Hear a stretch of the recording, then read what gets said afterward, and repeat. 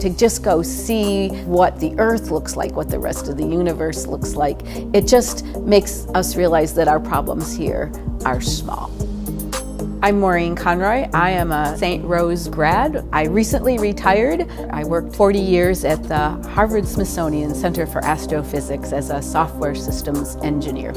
10. I grew up in the 50s during the space race, and I was totally captivated by all of the space missions, the Mercury missions, the Gemini missions, the Apollo missions. I can recite them all for you.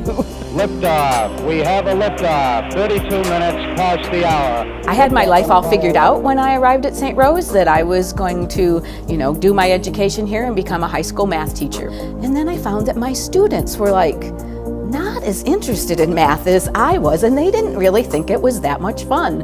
And I was volunteering at the Boston Museum of Science, and they had these booklets called Space for Women, and I read that and I said, wow, this looks pretty interesting. What I didn't know is that there was a brand new field of astronomy that had just opened up, but they needed data aids, and they just needed someone with a college education and to come in, and the data started pouring in. I got in at the ground floor of the very first satellite, moved on to the second satellite, the Einstein satellite. From the Einstein satellite, we went on to the Rosat satellite. And then, because they've been waiting for 20 years to finally get to the big piece of this program, which is now called the Chandra satellite. You can certainly read about that. It's been now operating for 20 years. I did all of the design stages of Chandra. We went through 3 stages of design and 9 months of ground testing, put in all of the baseline software, and it might help you relate a little bit. There was a lot of news within the last month about the first image of a black hole,